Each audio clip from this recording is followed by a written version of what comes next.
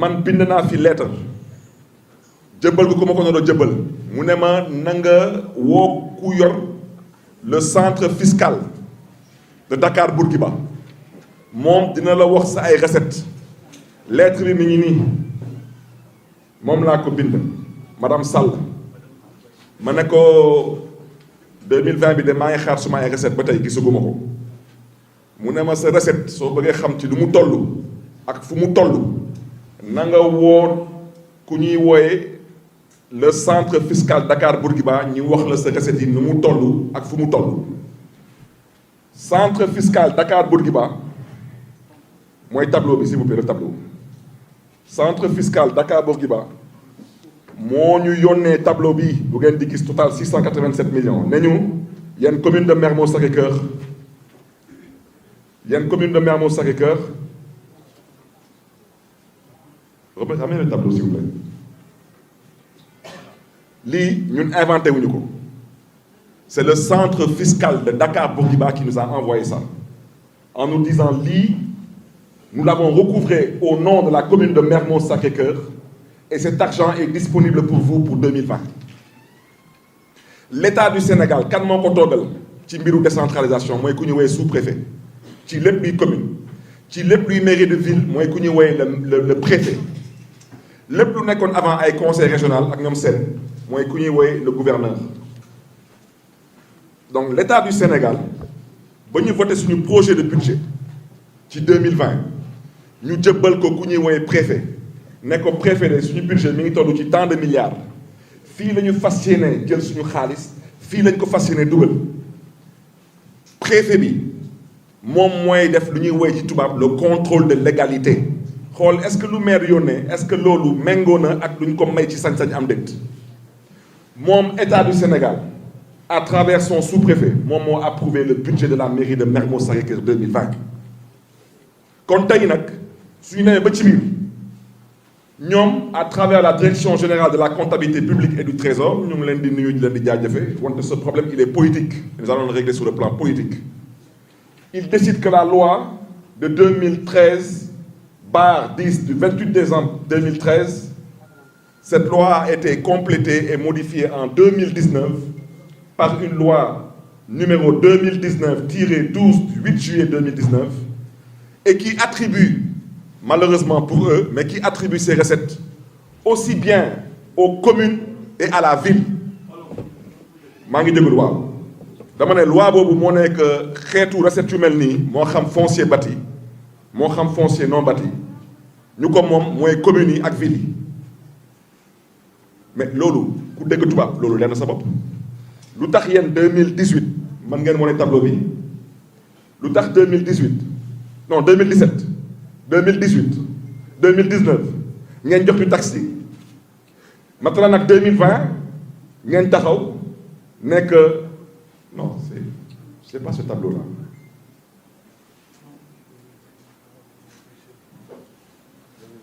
Samuel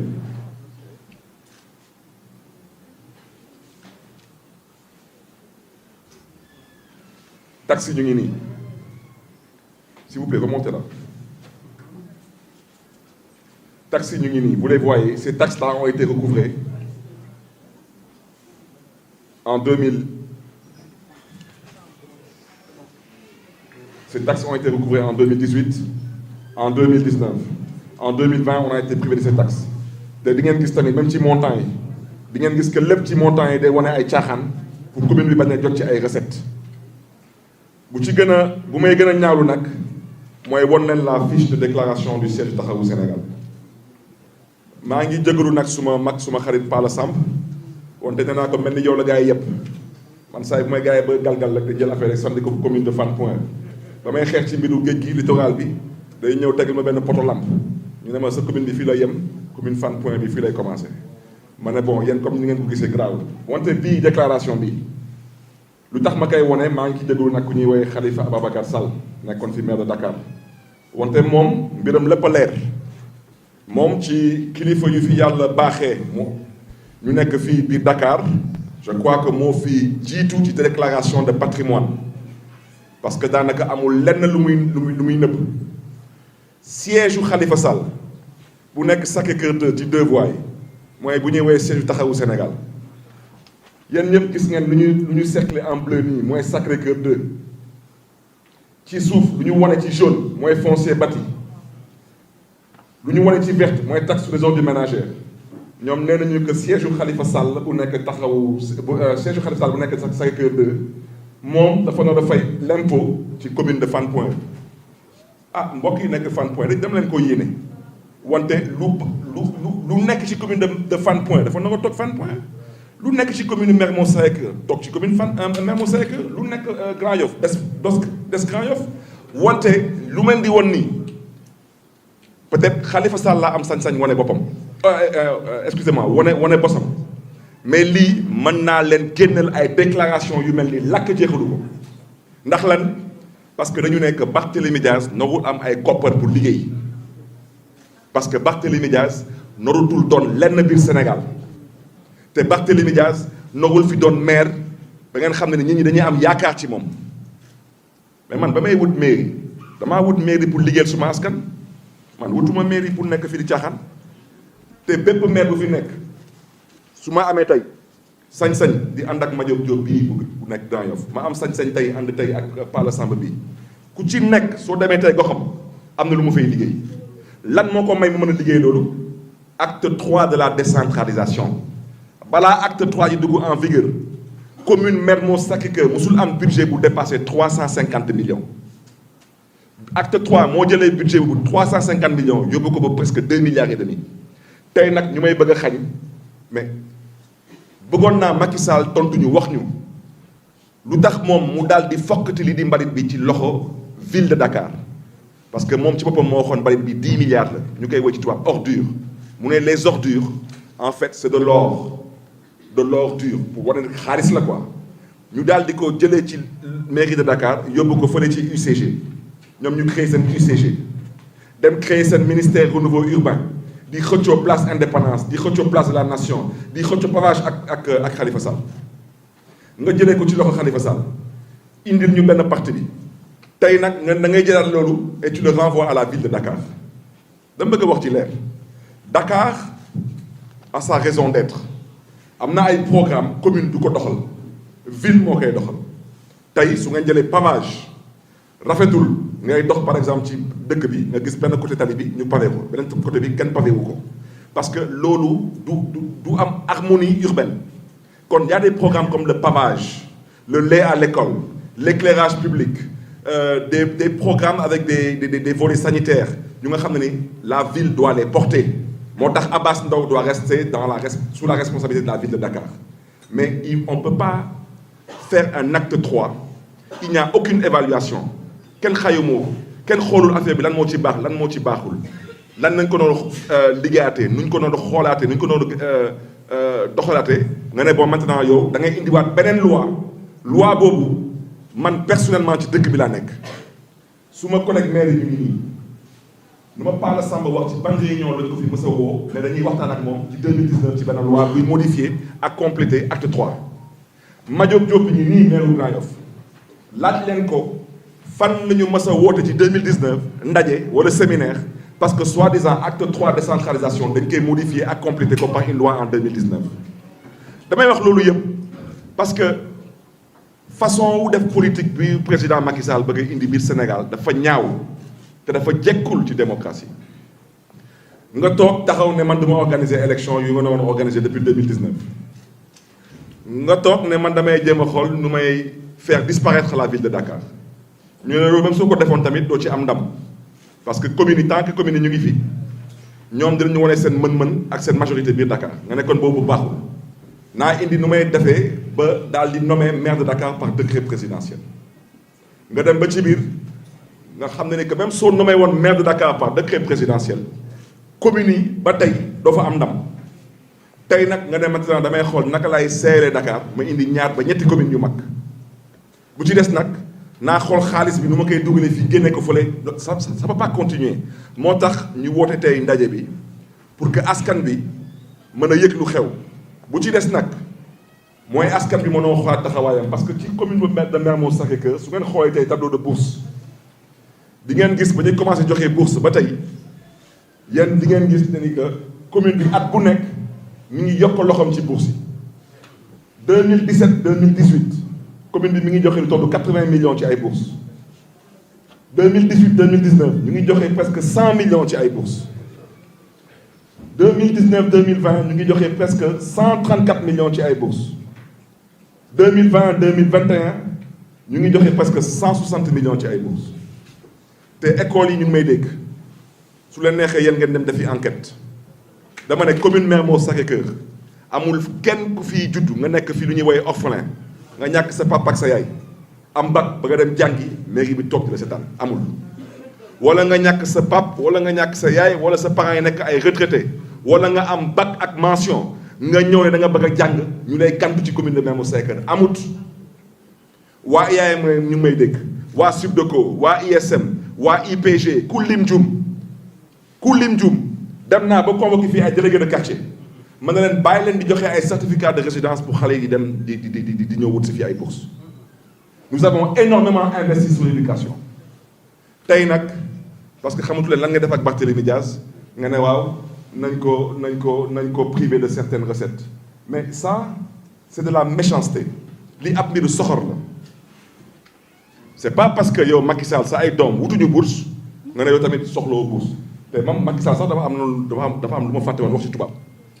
parce que këram bu nekk Mermoz je l'ai interpellé du benn yoon du ñaari yoon nee naa ko génneel sa déclaration foncier bâti ak sa taxe sur les ordures ménagères non mais mu ngi may dégg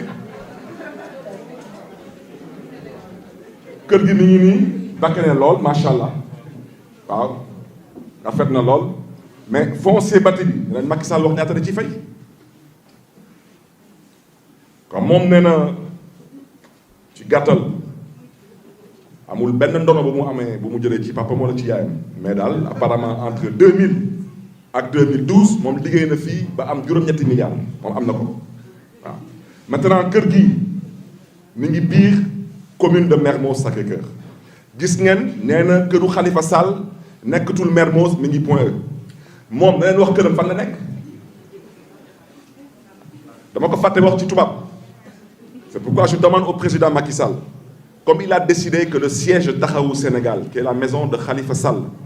qui est à Sacré-Cœur 2, n'est plus dans la commune de Mermoz Sacré-Cœur, mais c'est dans la commune de Fann Point E. J'aimerais que le président Macky Sall nous dise sa maison de Fann Mermoz. Elle est dans quelle commune? C'est à Ouakam? C'est à Yoff? J'espère que on l'a pas amené à Fann Point, parce qu'à partir de ce moment, moi je suis candidat à la mairie de Fann Point. dama ne privé Barthélémy Diaz de taxes ça ne fait pas sérieux vous allez priver à des centaines d'étudiants de bourse lu ñu am bourse pour dem jàngi am na ay xale yuy xëy ci mairie bi daan seen doole on sera obligé de les arrêter mais lu ma ci bëggoon wax mooy képp ku jotoon am bourse ci mairie bi yaa xam sa bourse lu loolu ci dese ci jàng bi at la wala ñaari at da nga xam ne que mairie bi su jëlee engagement ci yow dañ def suñu kéem kattan ba commune bi daal di honorer ay engagement am te maa ngi bëgg tamit dalal xelu école yi qu'il sache tamit que lépp luy engagement lu commune bi tamit jël ci école yi ak ci bourse yi dinañ ci taxaw incha allah ma bëggoon tamit yokk ci balaa may daaneel ma bëggoon tamit yokk ci lépp luy tali bu mairie bi jël ci engagement au niveau de Mermoz première porte ak deuxième porte dinañ ko liggéey mais dama bëggoon wax ci leer lépp luy Mermoz comico Mermoz pyrotechnique tali yi ñu fa naroon liggéey dañ koy annulé kooku waxuma ko ci tubaab mais nous allons annuler toutes les routes qui ont été prévues au niveau de Mermoz comico et de pyrotechnique parce que le budget de la commune de Mermoz Sacré-Cœur ne peut plus malheureusement supporter cela. bëggoon tamit yokk pour dire que lii di poste de santé bu Kadak Amitié ak Baobab boobu tamit dinañ ci def suñu kenn kàttan liggéey ko te semaine bi incha allah jeudi dinañ commencer liggéey poste de santé wu Sacré-Cœur 3 waaw tamit CM Adama Diallo pour 158 millions boobu tamit dinañ ko liggéey dinañ tamit liggéey lii di canalu école Sacré-Cœur 1 ak case de Mermoz yooyu dañuy liggéey yeneen engagement bu commune bi jël auprès des populations ñu ngi leen di jégalu parce que xaalis su amee di ngeen ko yëg xaalis su am tamit nous avons la responsabilité ñu mën leen ko yëgal. Donc pour terminer en disant que lii dañ koy ñaawlu façon bu mel nii di politique dafa ñaaw bu ci des nag maa ngi dégg que semaine dernière dañu woo suma tur dañu woo suma tur fële ci tribunal fu ñëwee cour d'appel de Dakar ci xeex bu amoon ci mairie bi fukki at ci ginnaaw du noonu waaw boobu de suma ay avocat jotuñu benn convocation mais dama bëggoon tamit ngeen may ma wax ak président Macky Sall dafa am ay caaxaan moom luñ koy ñaan mooy na bàyyi yooyu parce que yooyu moom du fi amati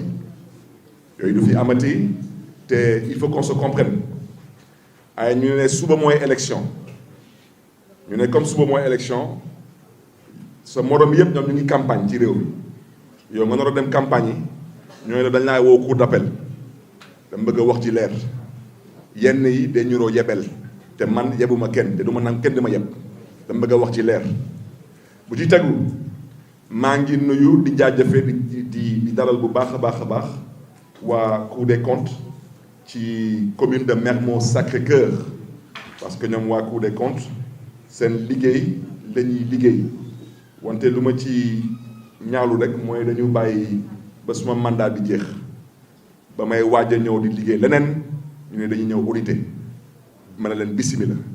wante mairie ba nga xam ne ni 2009 ba 2021 audité woo ko mooy quasiment presque 12 ans nga dégg Barthélémy Dias yi ngi yëngatu ngeen ne da ngeen di yónnee ñi ñu ñëw gestu ci mairie bi ma leen di dalal wante dama bëgg a wax ci leer yaa leen xam cour d'appel yaa leen xam cour des comptes yaa leen xam ban cour ngeen di woo man Barthélémy Dias ak ñu ma àndal fu ci yàlla àndee incha allah dinañ candidat mairie de Dakar incha allah parce que xeetu nooteel yi ak xeetu xoqotol yi ça ne passe pas avec Barthélémy Dias mais rappeler à l'endroit de l'opinion que laata ñu dem ci élection président bu 2012 non jëggal leen bu 2019 dañuy yónnee inspection fële ci mairie de Dakar Khalifa Sall nag nee na moom inspection bi nee na lu ñu bind ci inspection bi confidentiel la nee na moom du ko génnee dama ne man lépp lu ñuy bind ci inspection bi naa génnee lépp su ma yónneewu ci confidentiel su ma yónneewu ci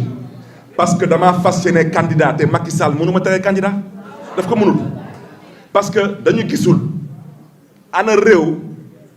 ñi juddoo fa dëkk fa yaroo fa saay bu amee lu mu namm ci réewam ñu ne ko soo àndulee ak président Macky Sall doo bokk ànduma ak Macky Sall tey ànduma ak Macky Sall ëllëg te incha allah maay bokk ba mu neex ba mu saf-saf waaw loolu la demee kon nag mbokk yi je pense que j'ai été un peu long je ne sais pas si la communication maa ngi remercier une fois de plus les uns et les autres su amee ay questions ñu mën ci jël ñaar ba ñetti questions comme c'était un point de presse su amulee ay questions ñu mën a yeewi ñëpp et puis remercier tamit l'équipe technique qui a eu à faire le diapo la présence de la presse et puis je pense que s'il n'y a pas de questions-réponses on va vous rendre le micro. Oui.